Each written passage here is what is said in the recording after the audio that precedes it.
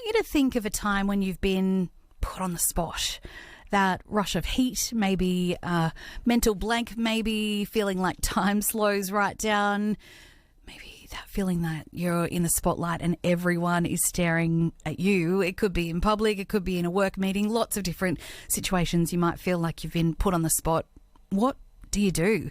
Psychology consultant and author Dr. Jo Lukens is with me. Dr. Jo, we often think of being put on the spot as kind of public speaking, but where else does it show up in everyday life? We can see it happen anywhere, really. You could be asked for your opinion in a meeting. It might be a child that asks you a tricky or a difficult question, or maybe someone challenges you. So there's so many instances in our lives where we need to give some sort of answer and we're pausing and we really don't know what it is that we want to say. And so people will often talk about that feeling of freezing up in a conversation. Yes, I very much relate to this.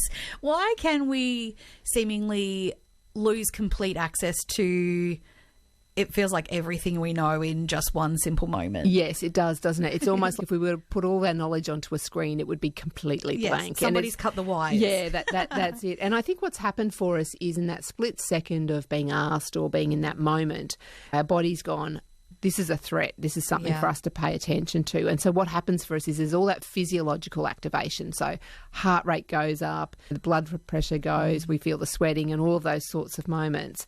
And what happens then for our thinking is it becomes really, really narrow. So as we would normally be able to draw into the data banks and go, what do I think about this? What do I know about this? What's my understanding? Suddenly there is nothing. There is no script. There is nothing that we want to say. So we're trying to manage the pressure while we're trying to think. And it's tricky to do those two things at the same time. So what's the first thing that we should be doing then if our mind does go blank and those wires seemingly are cut? Yes, so the first thing that we would do, I would suggest that we do, and one of the first things I do, because it happens to me often as well, is to pause. And that pause might be either buying yourself a little bit of time. If I was giving a presentation, and I do this frequently, is I'll say, that's a really great question, Susan. Thank you for offering me that. And even in that moment, it's just given me a little bit of time for me to get the words starting to flow out of my mouth. We're always helped with a pause if it's a breath, because what that's going to do is help to calm down the physiology a little bit. But I think it's also about us just understanding we don't have to have all the answers straight away. And particularly if it is a really good question, why wouldn't we want to spend some time thinking about it? So I might say to someone, if I'm on stage talking about something, I might even say to someone, that's a great question and I'd really like to give that a little bit more consideration. So that might be something that I might do. How do we move from seeing that moment as a threat to seeing it as an opportunity? Yes. So what I would do here is, if it was a visual, I would remove the spotlight that I feel that is on me in that particular moment. And also the way to think about it is, rather than sort of this is a test, I'm performing here, chances are someone's asking your opinion or wanting to know what you know. So they're actually asking for your help.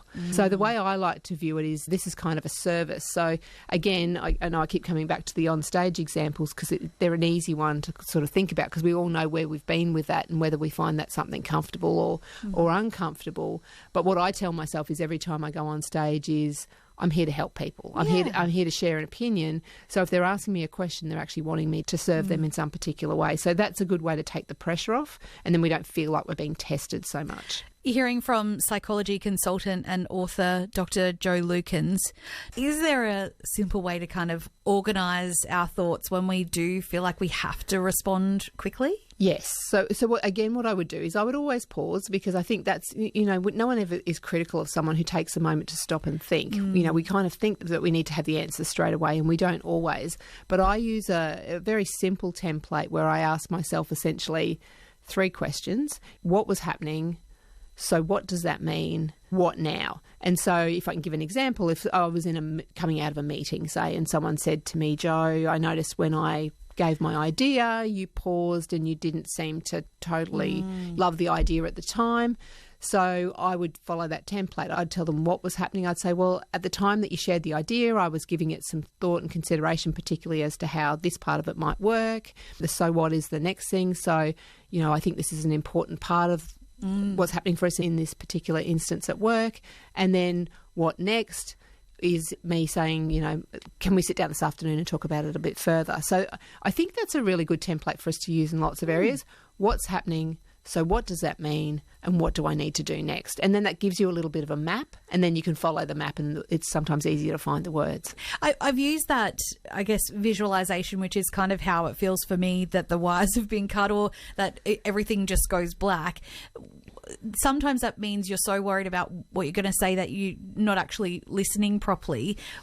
Are there some hints that you might have around better listening? Yes. It's such a good point, isn't it? Because we do rush those conversations, and when we're mentally rehearsing what we're going to say, if only they would stop talking, we know that it doesn't help without listening. So I think, again, slowing everything down. Whenever there is pressure, where we can, we do want to slow those conversations down.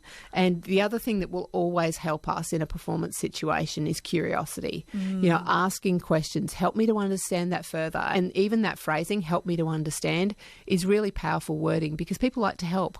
So, it takes a little bit of vulnerability to show that you don't know it all, but, there's actually great confidence that can come from that as well. Yeah. What's the main takeaway, do you think, for anyone who maybe doesn't feel good at speaking in the moment? Yes. So I think it's really important that we remind ourselves that speaking and responding in the moment is a skill more so than a gift.